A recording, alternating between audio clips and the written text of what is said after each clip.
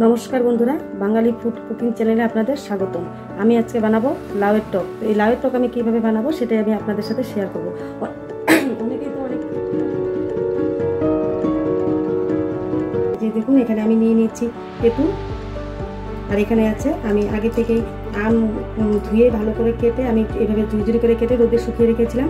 এগুলো এখন আমি ভালো করে জল দিয়ে ধুয়ে নেব। 2-3 বার আমি জল দিয়ে ধুয়ে নেব।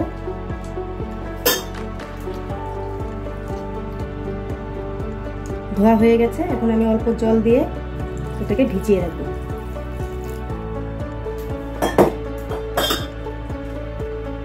এটা সরিয়ে রাখলাম। এখন আমি লাউ আগে থেকে কেটে আমি ভালো করে ধুয়ে রেখেছি। এখন আমি এই গ্রেটারটা দিয়ে গ্রেট করে নেব।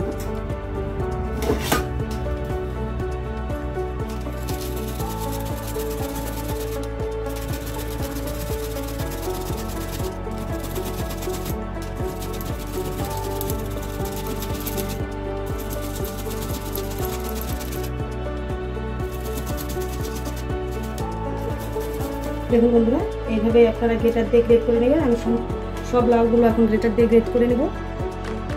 লাউ গ্রেট করা হয়ে গেছে, আমি আর ধুয়ে নেব না, কারণ আগে থেকে আমি ধুয়ে রেখেছি। এখন আমি প্রেসারে দিয়ে সিটি দিয়ে নেব। লাউগুলো আমি প্রেসার কুকারে দিয়ে দিচ্ছি।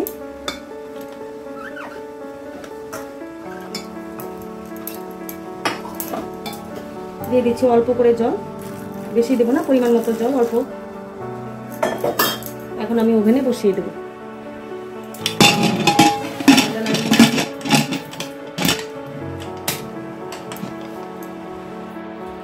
প্রেসার কুকার ওভেনে বসিয়ে দিয়েছি। এখন আমি গ্যাসটা জ্বালিয়ে দেবো। বেশি সিটি দেবো না, আমি 2টো সিটি দিয়ে নেব।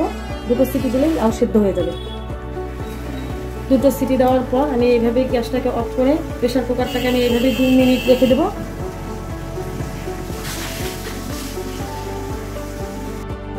2 মিনিট পর আমি প্রেসার কুকারের ঢাকনাটা খুলে নেব।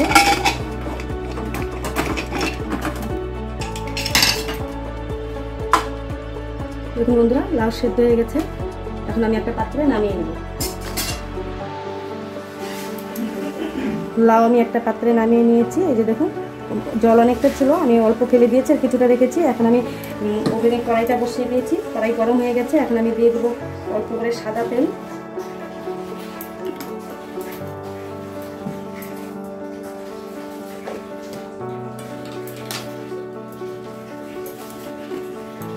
তেল গরম হয়ে গেছে। এখন আমি এখানে ফোড়নে দিয়ে দেবো একটা শুকনো লঙ্কা। শুকনো লঙ্কাটা আমি ফাটিয়ে দিয়েছি।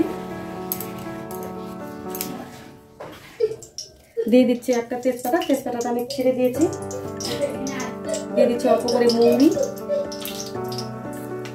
হচ্ছে মেথি। ফোড়নটাকে ভালো করে ভেজে নেব। গ্যাসের হিটটা আমি একটু বাড়িয়ে দিয়েছি।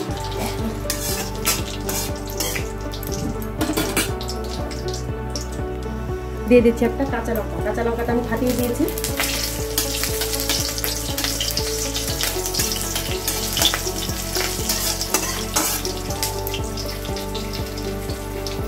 ফোড়ন ভাজা হয়ে গেছে। এখন আমি দিয়ে দেবো লাউ। আমি লাউ লঙ্কা এখানে কম দিয়েছি, কারণ আমি একটা ভাজা মশলা অ্যাড করবো। সেই ভাজা মশলাতে আমার শুকনো লঙ্কা অ্যাড করা আছে। ভাজা কম দিয়ে দিলাম।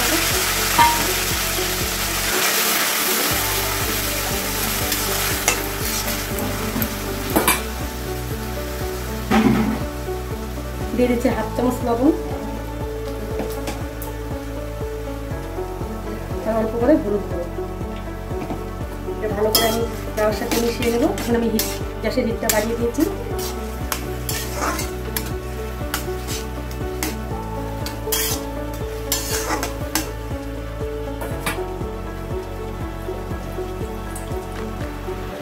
এখন আমি দিয়ে দেবো এই যে ভিজিয়ে রাখা তেঁতুল আর হচ্ছে আম সরষে।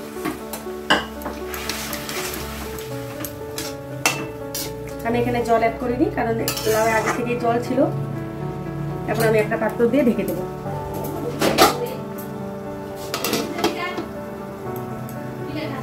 5 মিনিট ঢেকে রাখবো এভাবে। ঢাকনাটা আমি খুলে নেব। তার মাঝখানে বন্ধুরা আমি আবার নাড়াচাড়া দিয়ে নিয়েছিলাম। আপনারাও একটা নাড়াচাড়া দিয়ে নেবেন। দেখুন কি সুন্দর লাউ সেদ্ধ হয়ে গেছে। আম কষিগুলো সেদ্ধ হয়ে গেছে সুন্দর। দেখুন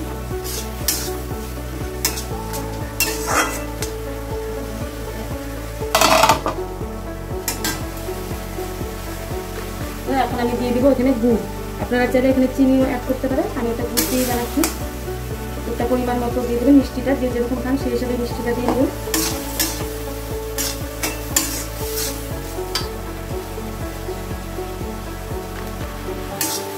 গুড়টাকে এখন লাউয়ের সাথে ভালো করে করিয়ে নিব।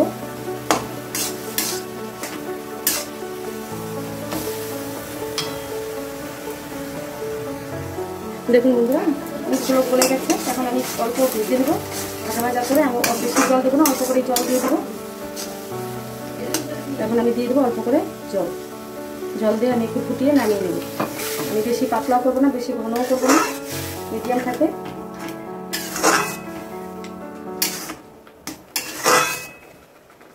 তো জেলি জেলি টাইপের হবে। দেখুন বন্ধুরা লাউয়ের টক বানানো হয়ে গেছে। এখন নামানোর আগে আমি একটু দিয়ে দেবো ভাজা মশলা। এই ভাজা মশলাটা আমি বানিয়ে নিয়েছি, নিজেই ঘরে বানিয়ে নিয়েছি। এখানে দিয়েছে হচ্ছে মৌরি, গোটা জিরে, শুকনো লঙ্কা, তেজপাতা, সবগুলো একসাথে ধনিয়া সবগুলো একসাথে আমি ভেজে গুঁড়ো করে নিয়েছি। এখন বন্ধুরা চাটনিটা হয়ে গেছে, এখন আমি একটা পাত্রে নামিয়ে নেব। গ্যাসটা অফ করে দিচ্ছি। তো দেখুন বন্ধুরা লাউয়ের টক আমার তৈরি করা হয়ে গেছে। একবার হলো এই রেসিপিটি আপনারা বাড়িতে বানিয়ে খাবেন, দেখবেন খুব ভালো লাগবে। আর ভালো লাগলে অবশ্যই লাইক, কমেন্ট, শেয়ার করবেন আর সাবস্ক্রাইব করবেন। ধন্যবাদ। Thank you for watching this video.